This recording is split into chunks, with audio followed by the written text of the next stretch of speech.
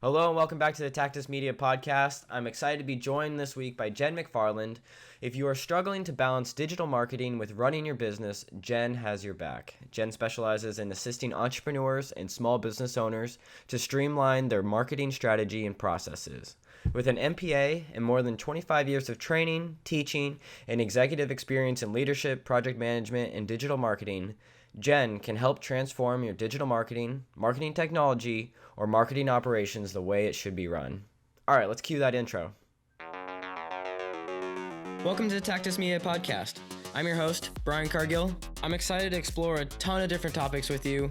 It's going to be a lot of fun. In the past, we've talked about video marketing, brand, strategy.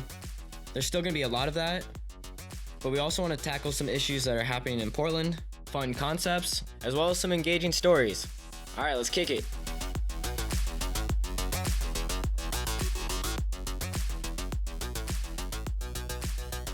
Hello, welcome back to the Tactus Media podcast. I'm excited to be joined today by Jen McFarland. Jen, how are you doing? I'm great. How are you doing? I'm doing well. This is a classic rainy, overcast day in June, but these are the days that we have to just push through in the Northwest, and then sunny skies are ahead. That's right. Well, allegedly, it's January is what we call it over here. I love it. We're a little tired of it, to be honest with you. Yeah, the rainy clouds, and then the hope is that maybe it rains during the week, and then on the weekends it's sunny, and then you can take advantage of the weekends. But that's not what's been happening here. Not at all. It's been nasty every weekend, and then during the week it's been like 80 degrees and lovely, and we're stuck inside working. It's not fair. Yep. So I'm hoping, those things flip here in the near future, but the audience was not here today to hear about the weather. They clicked on this episode because we're going to talk about marketing. And Jen, maybe you can tell people a little bit about your background and your company. Sure. So I have two companies. My name is Jen McFarland. I have Women Conquer Business, which is my marketing consultancy, and Epiphany Courses, which are short form courses. Some are as quick as like 10 or 15 minutes, all the way up to about an hour, guided towards helping service-based businesses make the best decisions that they can. And typically, Epiphany would be for people who can't afford to hire me as a consultant. So it's kind of serving more people that way. And then on the consultancy side, it's service-based businesses. I do a lot of outreach and client help with a couple of different organizations. I'm part of the Prosper Portland Inclusive Business Resource Network, and we help small businesses with digital marketing. I recently came on as an Accelerate marketing coach. Accelerate is a fund that helps women-owned businesses here in Oregon. So I'm kind of all over the place and trying to reach as many people as I can. I do a lot of marketing that is, I guess, I kind of say it's not sexy. It's the stuff that works that people don't try to sell. You hear all about funnels and all kinds of stuff that's all fancy and everything. There are some real marketing fundamentals that just are really good for businesses who are just starting out. That when you do that, you can go for a long time without having to invest thousands and thousands of dollars in sales funnels and things like that. So that's what I teach. I got my start. It's so funny. In college, I worked on the college newspaper. And I was an English major and an art minor. And it was just something that I could do that kind of used my skill set. So I really started off as a graphic designer. And I got my first design job because I knew what a scanner was, which is so funny now because who even uses a scanner? And I, bounced around a lot, took a break, went into the Peace Corps, went to graduate school. And then it's like marketing for me is almost like the mob. It just keeps like pulling you back in. And I started my business in about 2017. But yeah, all told, I've been in marketing now for about 25 years. Different types of big and small businesses all over the place. Wow, that's amazing. And thank you kind of for that whole recap and the journey. It's always a winding one to landing in marketing. But I always admire people that are able to bring different skill sets to the table. So with your background, when you studied art and graphic design, all those and writing, all of those things come together to make you a strong marketer. And I think it's awesome that you've created these courses. Maybe you can tell us a little bit about those, because that's a great way for people to, like you mentioned, your time is valuable. So one-on-one coaching might not be in someone's price range, but they can sign up for your course and learn a little bit more. Yeah, so about a year ago, my friend and colleague Gail Bender and I started this company, Epiphany Courses, and we kind of had. It's so funny. I was sharing with Brian right before we came on that I turned the website on for this interview. Like I finally reached the point where I was like, oh gosh, if there's something wrong, we'll just fix it. Because I'm really excited about this new direction we're in. When we started a year ago, we had one thing in mind, and it's evolved into more of like a membership thing where people just get, instead of having people buy one course at a time, now we just put all the courses in one place, and you can buy as many. You buy the membership, and you get events and a community and all of the different courses. And what that's really about is Gail and I found is she's a finance person. We found that we were answering the same questions over and over again, and that there was a lot of really bad information out there. And so we started to think about what's the easiest way that we could share all of the things that we talk about over and over again with people who, like I said before, maybe can't afford or don't want like the coaching and the consulting. They just need and that's where the epiphany part comes in. They just need a little bit of information so they can have that aha moment and make a good decision for their business. When it comes to courses, what we found about courses is there are a lot of courses out there that are really just a big opt-in to like a big program. And we don't like that. There are a lot of courses that are like 20 hours and all these lessons for something you may not need. So we thought if we made shorter courses and compiled information into little tiny packages, then people could be like, oh, yeah, no, I'm not interested in blogging, or I'm not interested in this. I can move on to something else that just helps them make that decision quicker so that they don't have to struggle with like, what should I do? And that's really fundamentally what we're trying to do with Epiphany, is just give people little epiphanies that, help them make better decisions. And I'm really excited about it because it's really cool to make something and know that you're not, there's no upsell. Like there's not even any crossover to be like, I am a marketing consultant and I made this course, we're trying to make it. That's why it's not under like Women Conquer Business. It's like a separate entity because we don't want people to think that we're making anything so that we can ultimately get a consulting gig. We're making it so that people can get better. That's amazing. Yeah. And then really quick for everyone, the name of that website, and appreciate you making it available for everyone. But if you want to click over to that. Yeah, it's epiphanycourses.com. And then then the second question was, what are some of those courses in case people are kind of wondering? Yeah, so it's kind of all over the place. There's a lot of audio courses because I'm a podcaster and I have content that it's actually used at a large book company. So I've been teaching audio lessons for a long time. And some of those courses are all about, consumer insights. So, kind of how that's going with marketing, what the best what the best website copy is for your website. A lot of marketing courses. And then some of the traditional kind of video courses. There are 2 on there right now about podcasting. So like a 38-page workbook and checklist about getting started planning your podcast. Another one is like 3 mistakes podcasters make. And then the big video course that I just finished is how to choose the right marketing tools for your business. A lot of what I am passionate about is helping people not get into these programs that aren't serving them. So that whole course is really about how do you identify your biggest goals and what your needs are when it comes to software, so that you can then take that information and like go ask people, like, do you do this? This is what I actually need. So it's a lot of things like that that just provide a lot of guidance and help. Right now there's a lot of courses about marketing. It just takes time to make all of these things and like really produce them and get them out into the world. And but the early reception we've got from some things has been really great. We had an early course that we put out that we've been selling on AppSumo for a while, and we've sold like a couple hundred and like everybody loves it, and it was just a little thing that we kind of offered on the side. So people are pretty receptive. We've gotten some really good reviews from that. So I'm feeling like it's like we're on the right track. It's just going to take some time to get the word out about what we're doing. Yeah, and that's why we're doing the podcast here, so Yeah. people can get the word out. People can click on over and check out those courses. And I meant to bring this up right when we started, but I wanted to say a big thank you to you, Jen, because I love that you make marketing so approachable. Oh, Similar thank that you. similar like what you just talked about with the course, and that you're cutting through a lot of that fluff and making it just really digestible and understandable. And this reflects in all of your marketing. So I've been following you on LinkedIn since we connected in Nedra's group. So yeah, shout Oh, out to wow. Nedra, Shout out. Hey, uh, uh, Nedra. who came on the podcast. She was on episode 22, actually, Oh, wow. I'll of have to go check that out. back when we were, I think it was the media marketing podcast at that point. So it's changed its name.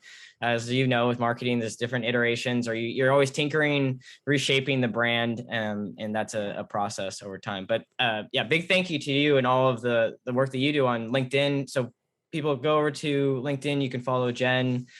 You're a podcaster as well. You're the most active person we've had on the podcast. So you're everywhere. Blog posts, LinkedIn, different other social channels, as well as a couple websites. So, and YouTube channel. So you guys can check out Women Conquer Business YouTube channel, right? And then is there another YouTube channel too, or is that the main one?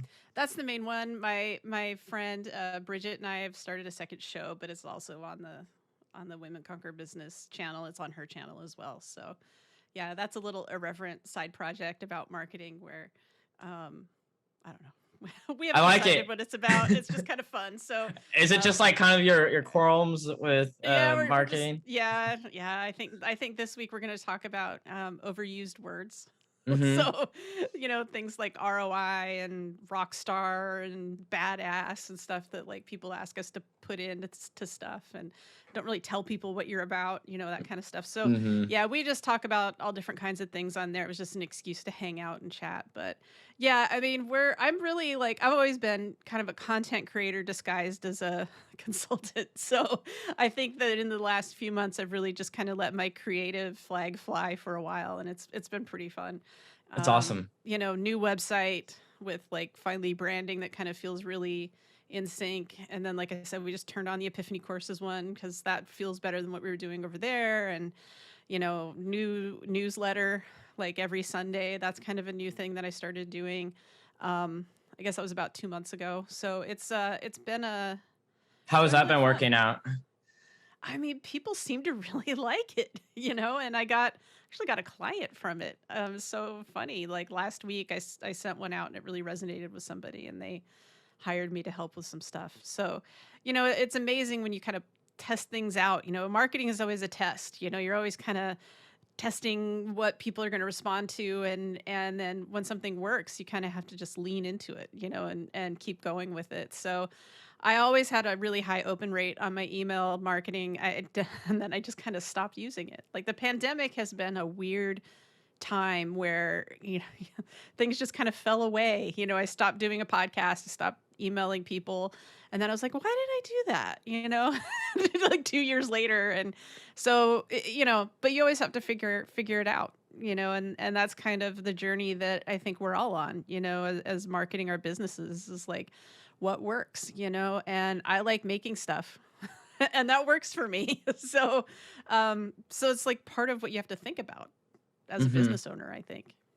Yeah, that totally resonates with me, being a like content creator first and the kind of consultant after the fact. But I think you're able to play to those strengths and utilize them, and educate and get people knowledgeable about your services. And I always feel good teaching others. I think at the heart of things, Jen, like you love helping people. I think Yeah.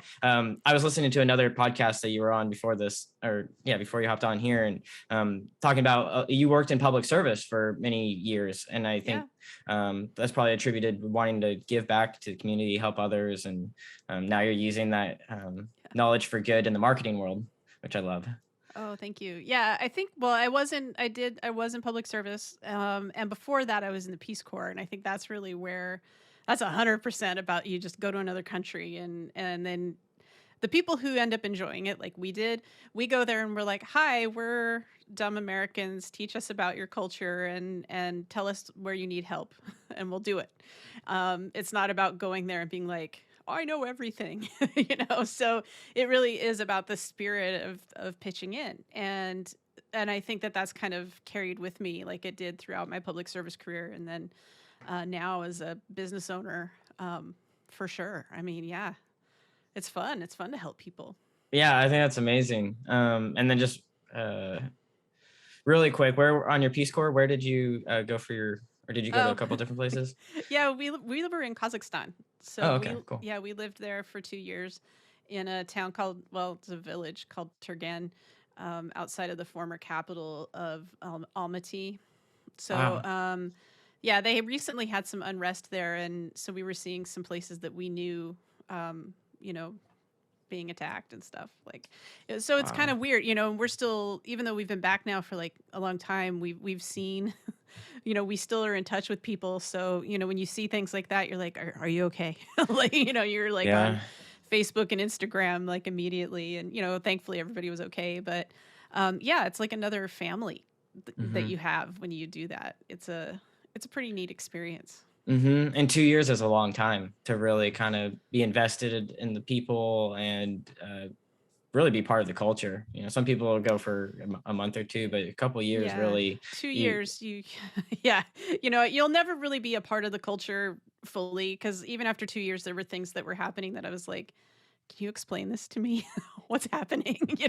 And that you just don't understand. And part of it is not knowing everything, the nuances of the language and things like that. But you do get to become part of the journey for like 2 years with the people in the community that are willing to, open their arms to you, and you get to learn a lot from them. And it was, it was a phenomenal experience. Like, we had some really, really good times over there. So we still want to go back someday just to see our friends again. It would be pretty amazing. So totally. Yeah. When things kind of, I don't know, whatever normal is, whatever we used to have, but I think I we think you were remember. gonna say when things calm down, and I was gonna be like, hmm. Yeah, and I was like, that's too hopeful. I used to say that a little bit. Maybe gosh, yeah, I can't say calm down, settle down. Just like someday. Yeah. But I thought I would ask about the Peace Corps, because I know audience members are like, oh, okay, why didn't he ask where Jen went on her trip? So I'm glad I covered that. Uh, and then where we left off before was that it's awesome that email marketing is working for you. Kind of bringing it back to marketing. Email marketing, I think, is a good segment back into things. Do Yeah. you is that part of the services that you offer as well, or is that just something that you're one of the things you're utilizing? Well, I guess it is now, because the client who came on liked the way I wrote my newsletter, and Okay. so that they asked for help in that direction, and SEO, which is certainly something that I help people with. So it's interesting, when I say newsletter, I think people have a lot of conceptions about that. What they actually are almost like blog posts. They're posted to my website and then sent out to people. I'm using a platform called Ghost that does that, and it's pretty phenomenal. And so Is that just I like if people type in ghost email marketing, that'll come up? actually, Ghost is a web platform, kind of, Okay. so I took everything off of WordPress. It became too much to manage. Now that I have two companies, it was too unwieldy. So Ghost is a great one, a great tool for like a blog, content creation. It's entirely for creators. And Mm-hmm. they have, anytime you post an article or a newsletter, you can send it out to your subscribers, That's like awesome. automatically and stuff. So it's been good for me because they are really pretty.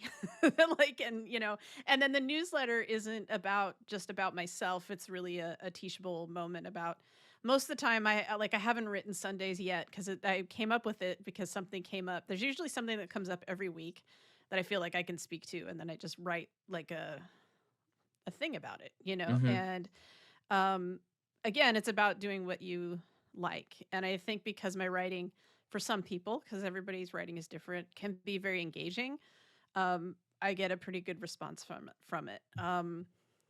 But I what I teach people in terms of marketing is to do the things that you like. Video is fun and audio is fun. I do it because it's more efficient. Like, my writing takes time. This Mm-hmm. is more efficient. And it's easier for most people that I work with when you get kind of past the whole fear of the camera and all of that. For most people, it's a pretty easy way of doing it, because writing the blank page, people just hate that. Oh yeah, the dreaded writer's block, just staring into the abyss. But I like, yeah, I agree. I think for me, videos always come across a little bit more naturally. Just able to talk off the top of my head and just say, hey, this is what I'm thinking, and it captures it directly. And then you just splice it up, take out all the ums and ahs, and boom, there you go. You got a Yeah, video. yeah. Well, and that's why people come to you. They want help with that. They want to do this, but there's a gap there for them around, it's not easy for them. For your clients, it's not Oh easy. yeah. And it's not easy for You me. know. And I try not to like downplay that as much because I think it Yeah. does. Like watching a video is equivalent in my mind to like a good golf swing. Like you see the golfer that's on the tour, like it looks super easy. Everything, this is a new theory I'm playing around. Anything that looks super easy took years and years to like really hone that craft and be able to, do Yeah. it efficiently. Yeah, that's So, what, I have a lot of opinions about, I feel like, we have crazy expectations around success and we define it kind of incorrectly, and we have crazy expectations about how long things are going to take. And that's why so many of like I mean, I guess my competitors they try to sell the quick fix, that are for a lot of money. And there's no such thing as overnight success. There's no such thing as that one marketing thing that's going to fix everything. Everything is about like time and like yeah. it's like perfecting that golf swing.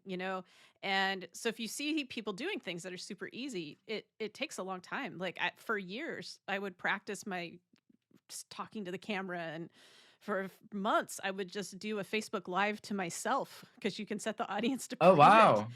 And I would do it, and then I'd mess up and I'd stop and I'd be like, well, at least it was just me. Like, and That's that was, amazing. You're doing practice takes. Wow. yeah, yeah. And and I practiced looking at the camera and doing all of that. And it's, but this has been now, like, I mean, that was 2017, so like what, 5 years off and on of just practice. Mm-hmm. And I still have to tell myself, look in the lens and things like that. So and then I was telling you before we started, it took like 3 years to get this to even look remotely decent, which is where we are today. you know, so Totally. Yeah. these things take time, and I feel like when it comes to marketing or doing anything with your business, we live in this like Amazon society of like, order it, it's here in a day. Like, and we have those expectations as like small business owners that whatever it is that we do, it's going to be instant. And in marketing, what we find a lot is like the number one skill business owners need is patience. Like, you have to give whatever it is you're doing time to be successful. Mm-hmm. If that's that seems to be the missing ingredient with a lot of people is an understanding of how long it took to develop your own skills as a business owner, and then how long it takes for other people to appreciate your skills Mm. Yeah. and market them successfully. And that's important for any business, I think. I think well put, well put. I totally resonates with me is finding the people that appreciate your what you have to offer, because not everyone's going to appreciate or view it or value it, or they're not at the right headspace or right place in life to be able to say, oh, that's really high quality, or like I want to work with that person, whatever it might be. I think Yeah. I don't know why this is coming to mind, and maybe this is too much of a tangent, but I found this meme the other day, and it was like this dad, and it's his daughter, and he wants to give her this car, and it's been sitting in the garage for years and years. It's all dusty, and he says, take it to the thrift shop, see what they'll offer it to you for. And then he says, take it to somewhere else and see what they'll offer you. And so like the thrift shop's like, we'll give you, this is a clunker, we'll give you just like 5,000. The next place is we'll give you like 50,000. And then he's like, okay, now take it to these car collectors, and they review it and they're like, oh, we will give you like $500,000 for this. And so Right. just really seeing, like, some people see it as an old dusty car. Some people actually recognize this has history or has a story behind it, or there's something really unique about this product. And so I think as marketers, that's really finding that audience that values you is key. Oh, 100%. And understanding that you have to pay attention. Like, there could be people out there who are saying, no, you're this, like, as a business owner, right? You have to pay attention to your favorite clients, the clients you love working with, how they describe your business. They are seeing you as that $500,000 car, right? But if you're speaking to the $500 car people, Mm-hmm. you know, then you're going to be like, why can't I get more of that guy? Well, sometimes we end up paying too much attention to the people who consume the most time, which tend to be people who don't necessarily value us, like they're, you know, but if Yeah, they'll text and you we at 10 o'clock at 10 night. o'clock, You're yeah, about to oh fall yeah. asleep. You're like, why am I getting Why am texted? I They're getting like, this? yeah. And then the people who really treasure us and value us, that maybe don't require as much attention, like we have to pay attention to what they're saying, because that's where the marketing gold is. What Mm-hmm. they're saying, how they say that you help them, all of that is really, then you take that and you find a way to talk about that with everybody. And that's successful marketing. A lot of it comes from paying attention to who you have now, focusing on the people you want more of, and then messaging that, answering their questions in your newsletter, in your Facebook posts, or I don't know why I'm talking about Facebook so much, but LinkedIn. Yeah. I think it's because when I started with video, I mean, Facebook Live was where people were doing it. It Mm-hmm. wasn't, I don't think it was even an option on LinkedIn. Now it's great, as long as you Every just, platform has like a live. yeah. YouTube has a live, LinkedIn live. Yeah, LinkedIn was kind of the slowest adopter in some ways, but I do like what they require. Like they require two-factor authentication and all kinds of stuff because they don't want junk on there, and they want to be able Mm-hmm. to like revoke it, so that people can't say they didn't do it. I didn't do it. Oh, well, really? Because you have two-factor, or we wouldn't have let you in the program. Yeah, you'd you go know. through this many hoops to Um, allow it to work. yeah, Yeah, so because I think it's good. because on Instagram it's just a press of the button, and you see. I think my wife's mom was on there, and she's like, "Oh no, I don't mean to be out live right now." And as soon as that notification goes out, like, "Yep, it's on my phone or her Yep, it's brother's phone or dad's everywhere. phone," everyone's like, "Oh, yep, it's live." So uh, Yeah. live is a tricky thing, and I think that's amazing. Maybe we can just kind of stay on this thought that going live. I've done it before. It's terrifying. I'd rather be the person interviewing than responding, because there's no 7-second delay like they have when you're doing television. Yep. Not that we're really going talking about anything that's like super controversial, but it's still you can slip up on your words. You can say stupid stuff. I say stupid stuff all the time, Oh yeah. but I think it's amazing that you did some practice runs. So I think that's a big takeaway for the audience is like, don't be afraid to, do some recordings on your own that never get seen, but you're just getting those reps. You're getting that practice run. Oh, 100%. I mean, you do the same thing when you're, if you like to write, or if you're creating Canva or whatever, like you do a bunch of stuff and you just throw it away. Like you have to find a way to practice these things that are really scary that you could throw away. And that's how I did it. I don't know how other people do it. But what I recommend is finding that way that you can get started. I mean, the most important thing is just to get started. So whatever it's going to take for you to get out there, make the big leap. And sometimes it's like, I'll record it to private so nobody can see it. And then if it's good, I'll release it. Like Nice. it's kind of a nice rough draft. Mm-hmm.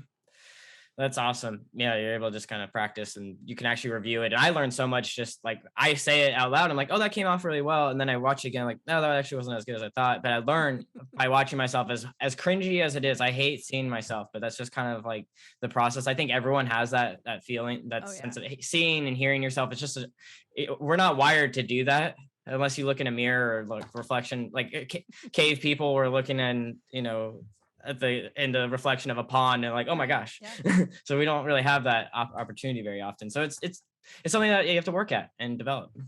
Absolutely. Absolutely. And that's what I mean. Like we have kind of a messed up view of success. We think it's easy and it's not. And we become more successful by doing, not by worrying about it, not by thinking about it.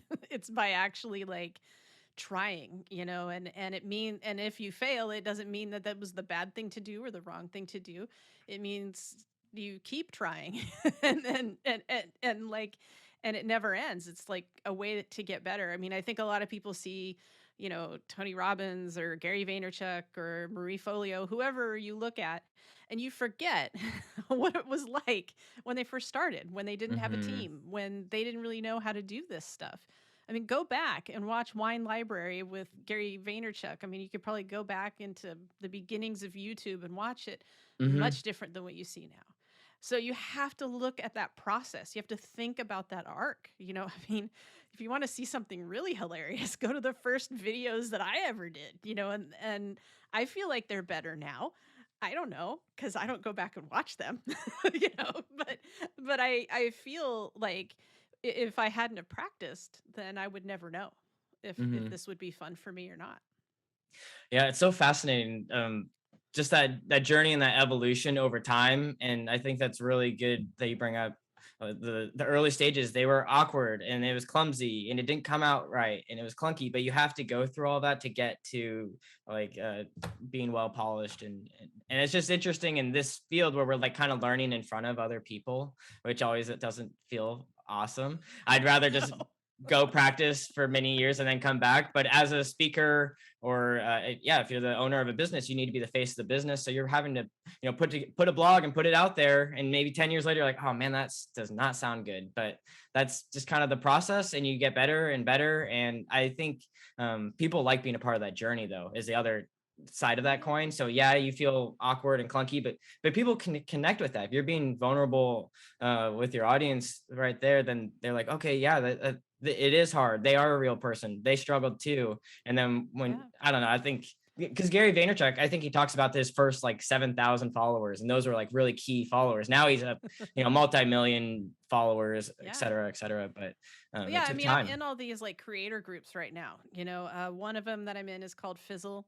It's really great. It was founded like in 2012 by Corbett Barr, who lives here in Portland, which is interesting. I've never met him, but except online, that I might get to at some point.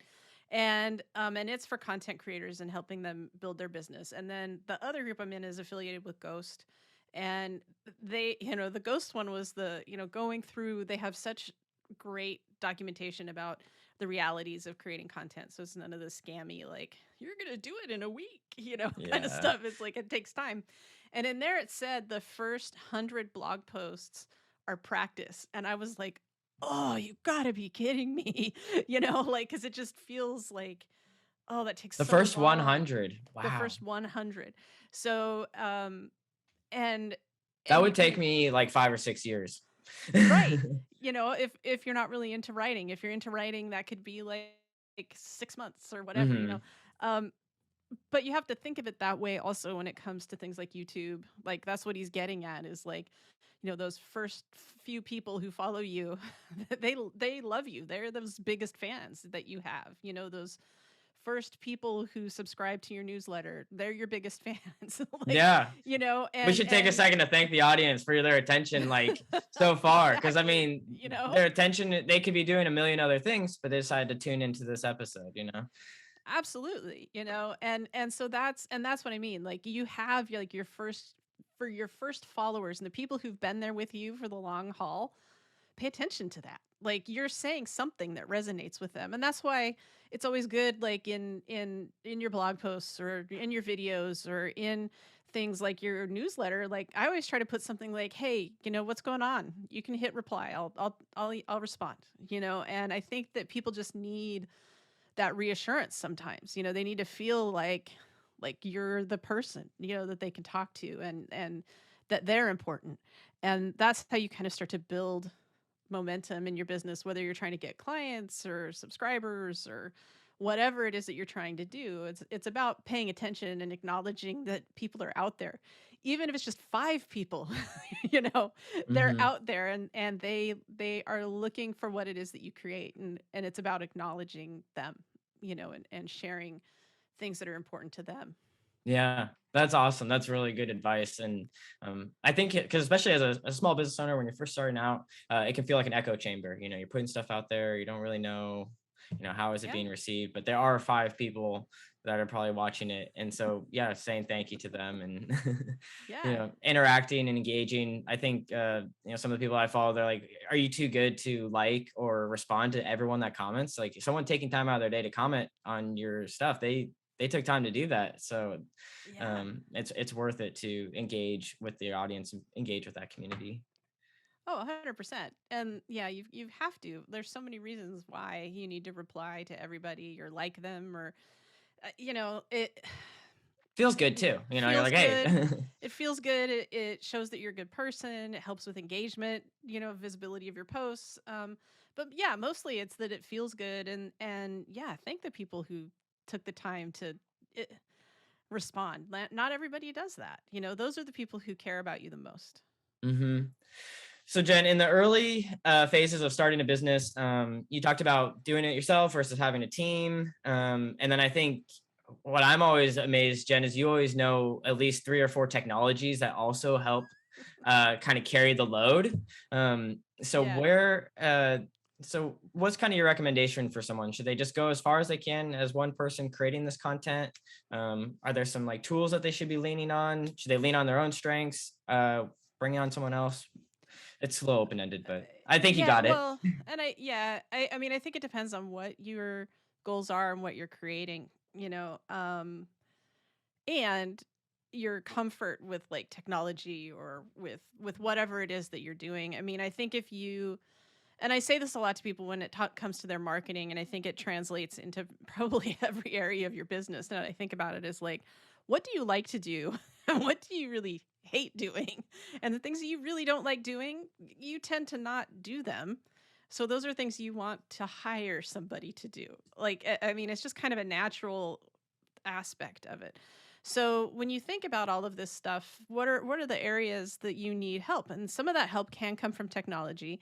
And then some of it, technology, automation, having like a handful of tools that you use. And as long as they all talk to each other, you can be saving yourself a lot of time and effort. And then some of it does have to come from a team. Mm-hmm. For Epiphany, we have people and we have, there's 2 founders, we have help, Mm-hmm. and it feels good. On the Women Conquer business side, it's been pretty lean and mean over there. Still is, actually. It's That's just awesome. me. And I've relied on a lot of great tools. I think that if you have noticed, I don't know if you've noticed it, Brian, like sometimes I'll take a podcast episode, a live stream, and then I have this software called Lately that I use then, and it automatically edits the video out into little clips that are paired with social media. And Whoa. then I just I haven't heard about that one. hit that and post it, and it goes out. It's a really easy way to like schedule and post yeah, clips of And your it'll just videos and pull stuff. the clips for you, huh? Wow. Yeah. It'll Yeah, just kind of so listen for some buzz, like it'll probably transcribe it and listen to some buzzwords that you want pulled out. yeah, and so then when you go in to read what they've taken and what they've done, if you want to tweak the editing a little bit, you can, and then up above it are the words, Hmm. basically, so you can see, like, and you can either post some of the clips are so good that they pull. I just post it as is. Whoa. And then other ones, you can want to play with a little bit, to get it to say what you want. But yeah, it does a lot through AI and automation. And then that tool actually works with things like Hootsuite. Mm-hmm. Another tool that you can use is repurpose.io, and it goes to a lot of different things. It'll take your podcast or your videos, and it does something similar, but it's not quite as white glove, as Lately. As lately as wow. Yeah. Another tool I think we were talking about ahead of time that I really like is Descript, and it goes in and does the transcription. I use it a lot on video too. It'll do it with a video or with audio, and it'll take out all of the filler words, and it edits the video or the audio for you as it takes it out for you automatically. It can generate captions and Wow. subtitles and things like that. Obviously, transcripts. So it's a nice editing tool for the beginner so that you don't have to get all like, I don't know, Yeah, you don't have to learn involved with like a all that video stuff, editing software or like Yeah. it used to be like the transcription was pretty expensive. So if you were to do it on Yeah. your own, you're like stopping and playing the video, writing, like no one would want to do that. But now the AI is getting so good.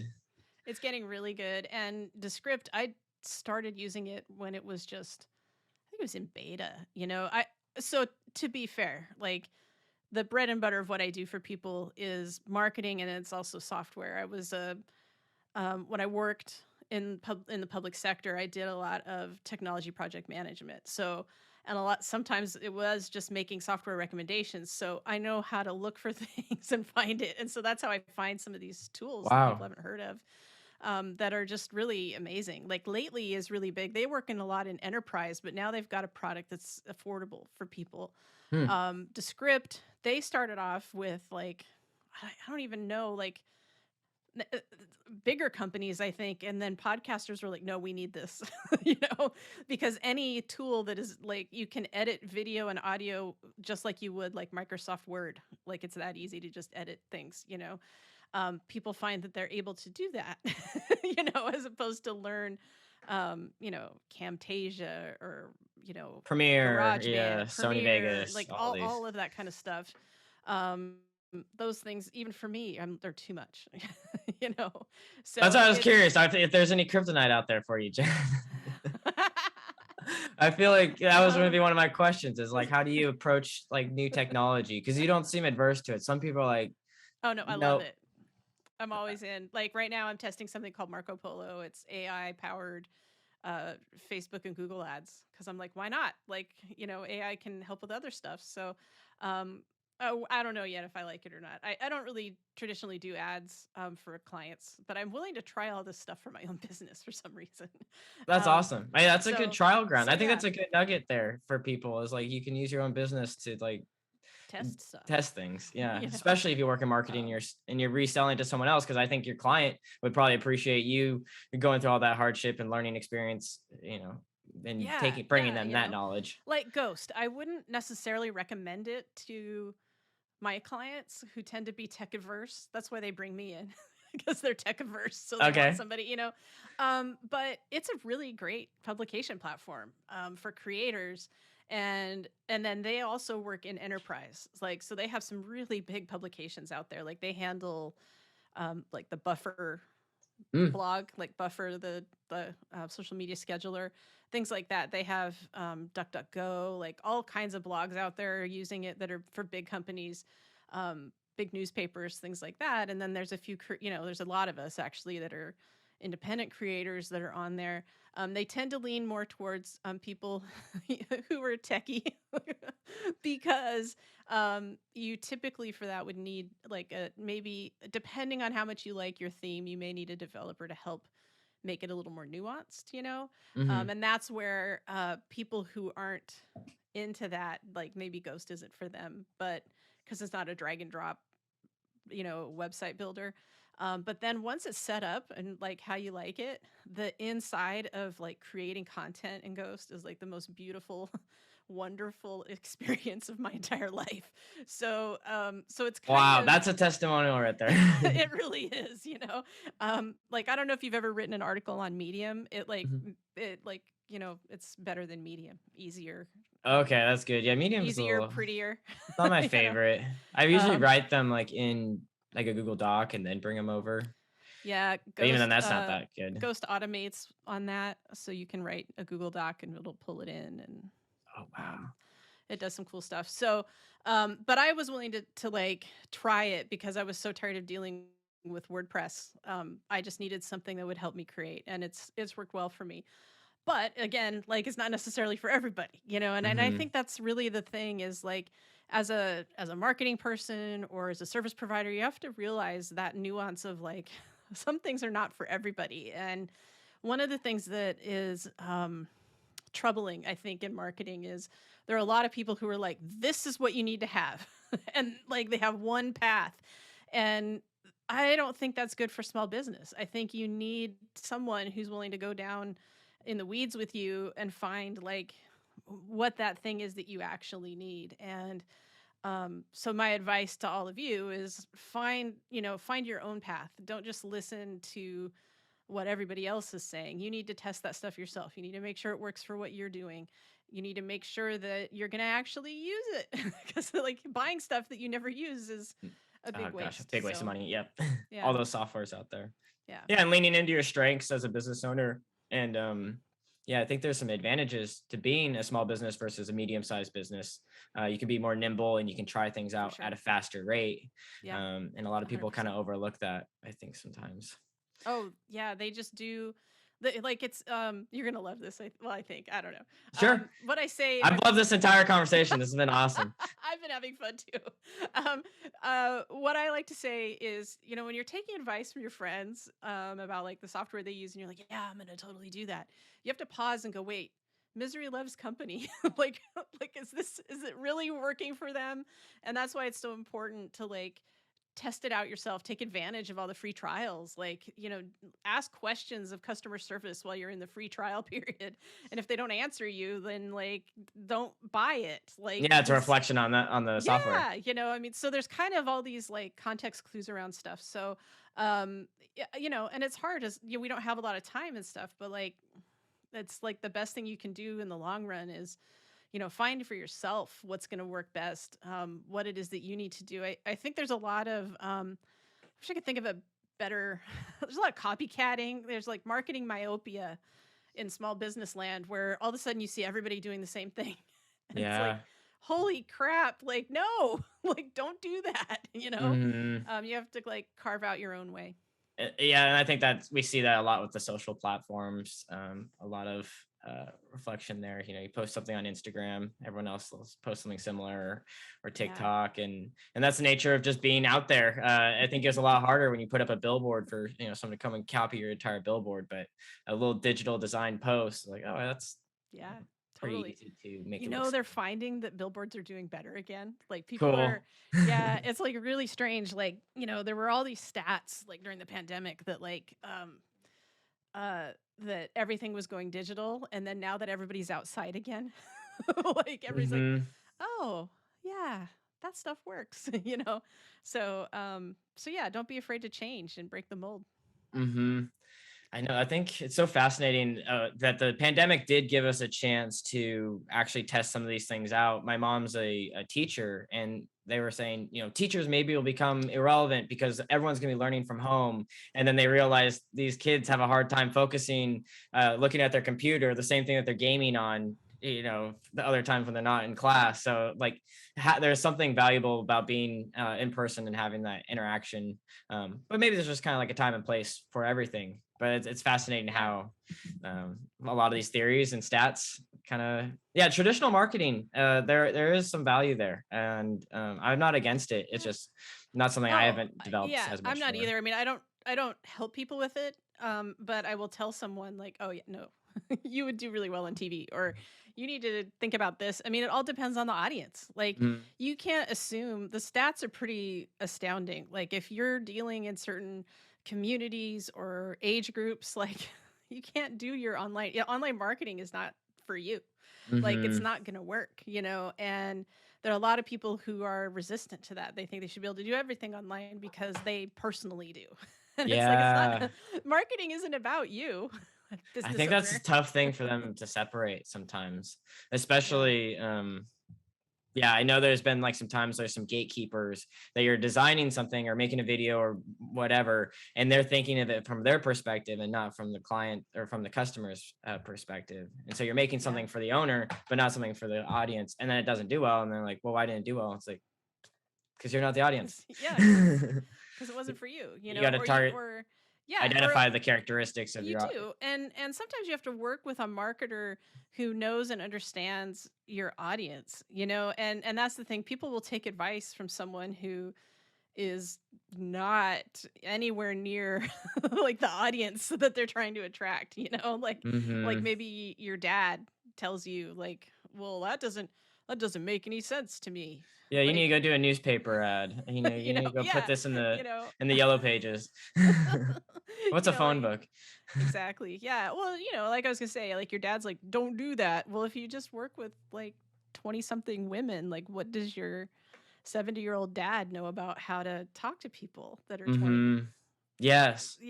Like in And I've my even heard like even advice that you take from someone that like had made it in the 80s is not advice that you'd want to take in 2022. No, Because I it's mean just there's some like generic aspects, broad strokes around like business planning and goals and stuff, but like when you get into the weeds around marketing, it's dicey, it's not it's so yeah. much different. The environment is like I've told my husband probably like a million times, like, what are marketing students learning in college right now, and is it out of date before they ever graduate? Like, because this stuff that we're doing is so fast, like Hmm. it's changing like every day. You have to pay attention to like what's going on, and if you're not, like, you could miss something pretty important. you know. Yep, regulations changing, the platforms are changing themselves, like even their parameters. Uh, and then all the advice is changing. Like, this is the best time to post. No, this is the best time to post. Like, you should send out your email newsletter at this time.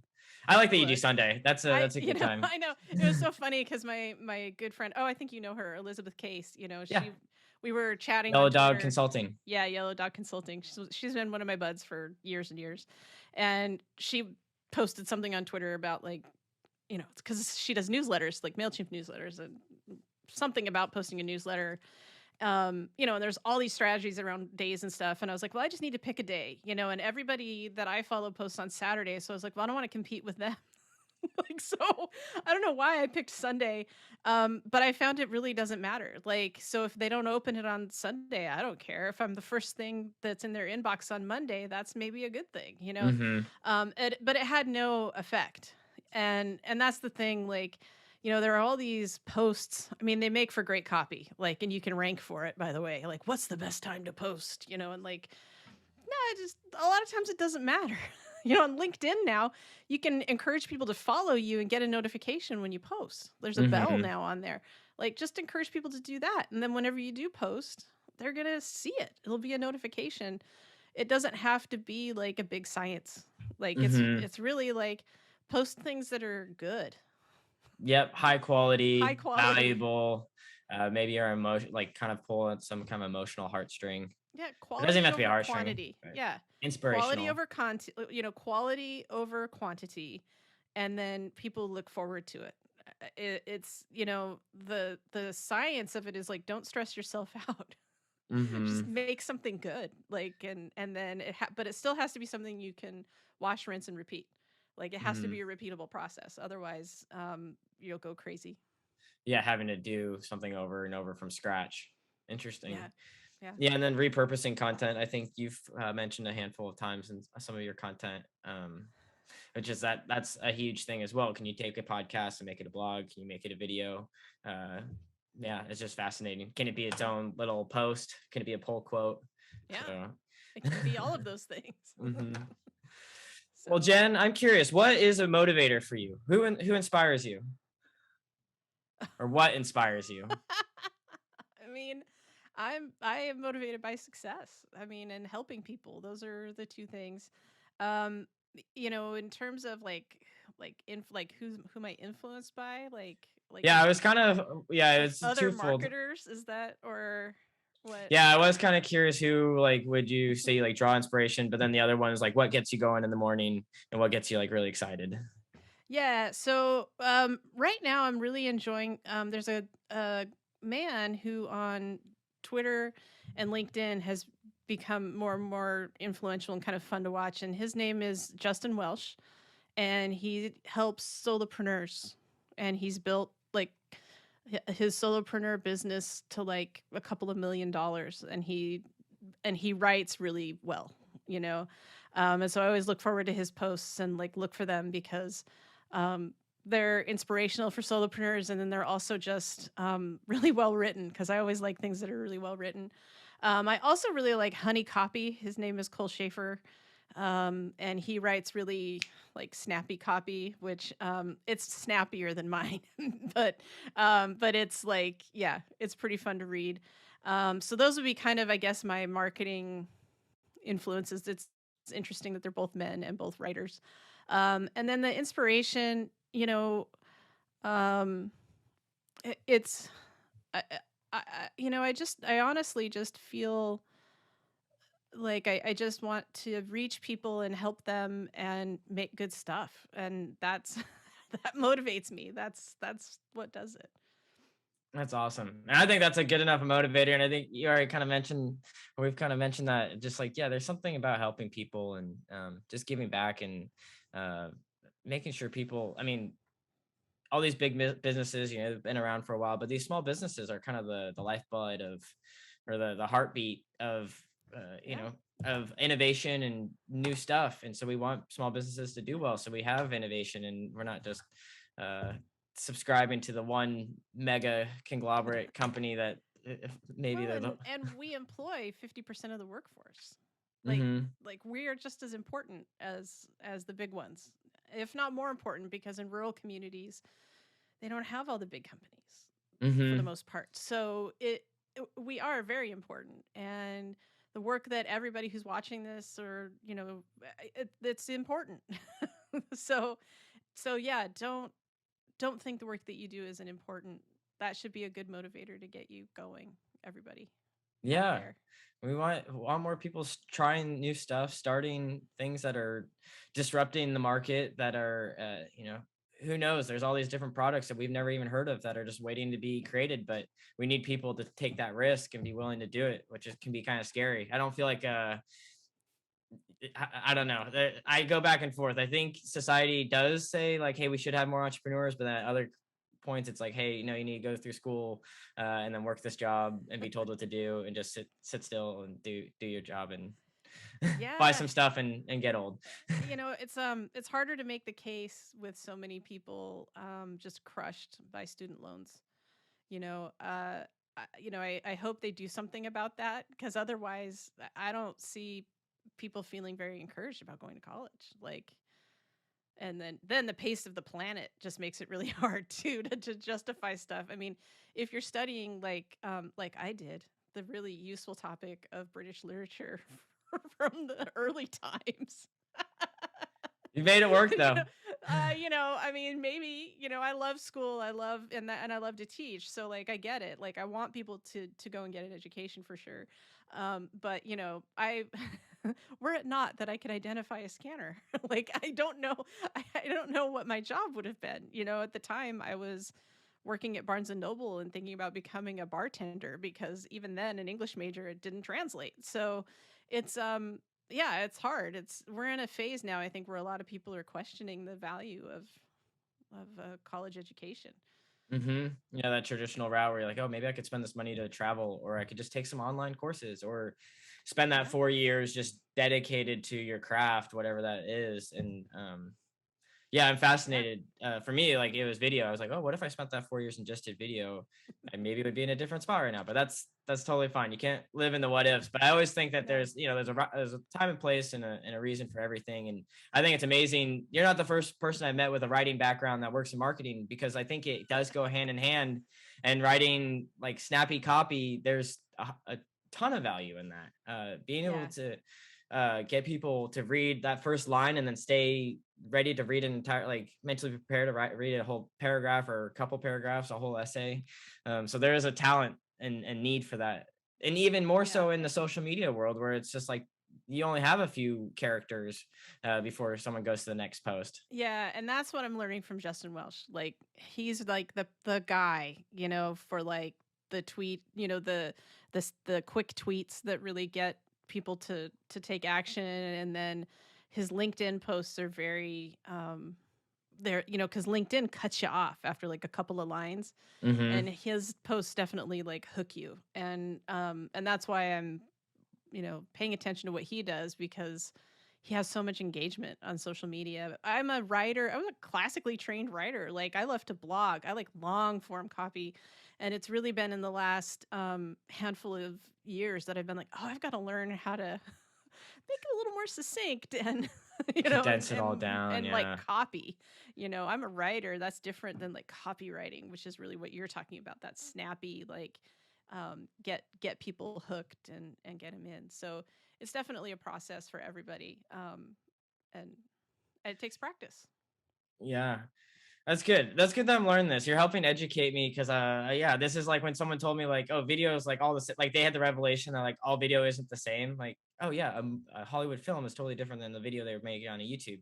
But Yeah. I use that oversimplification with writers. I'm like, oh yeah, if you can write an essay, you can write a short, snappy post, and like they're kind of two schools of thought, or like Yeah. styles of learning that you have to develop. Yeah, it's a little easier, I think. Like, my friend Santa was traditionally a journalist, and that's all about the lead, and getting people in to read it, and very intriguing and compelling. That's been an easier leap for her into writing web copy and all kinds of stuff than me, who's like, is it in MLA format? Like, Hmm. and like academic stuff. It's been, it was a little bit different. So yeah, not all writing's the same, not all video's the same. Yeah, Yeah. that's a good revelation. I think probably for the audience too. No, hire. hire a writer that is geared towards what you're trying to accomplish with your copy. So 100%. Jen, this has been a really fun podcast. We have tackled a lot of different topics. I think the audience, I know I took a lot away from this, and I think the audience will as well. So people can connect with you on LinkedIn. They can follow you there. You have a YouTube channel. We're going to put this all in the show notes. They can go to your website. Anything else people should know if they want to hire you for consulting? Should they just go out to the website and book you there? That's womenconquerbiz.com. If you're interested in taking courses from me or with me and joining that community, that's epiphanycourses.com. Epiphany Courses, that's awesome. And then Jen, really quick, last question. Maybe you can, we talked about this before, but the lightning bolt in the background, I'm sure the audience was probably been wondering the whole time. Can you just tell us a little bit about it? Yeah. So Brian wanted to know if this was custom. It was $10 on Amazon. And it's just that it was one of my marks when I had my branding redone. The lightning bolt is one of the marks. And the lights are actually very cool too, because those are controlled from my phone. And that's pretty fun too to do it. And I can make it brighter or lighter. It's like party time. Yeah. No, it literally is, because I can also play music and the lights dance to the beat of the music. It's pretty. Man, Amazon stepping up their game. Yeah. That's awesome. And the best part is they're for video, so they don't flicker. Oh, yep. You always have to kind of worry about that. Yeah. Okay, well, that's awesome, Jen. And should we put a link to that in the show notes too? I don't know. So this is not an affiliate. No, I don't really do affiliates, but yeah, this is very cool. I just figured the audience would be wondering, and I think for a lot of small business owners that are watching, the more things you can have that are on brand just makes it exciting, and that's awesome. Totally. That lightning bolt part of the brand, and it's very exciting. Cool, Jen. Well, until next time, thanks for joining everybody, and have a good rest of your day. Hey, everyone. Thank you so much for checking out the Tactus Media podcast. Please let us know if you have any questions, anything that we can help with. We're here for you. Did you find this podcast valuable? Please subscribe and turn on those notifications. If you feel compelled, let us know how we're doing. Leave us a review.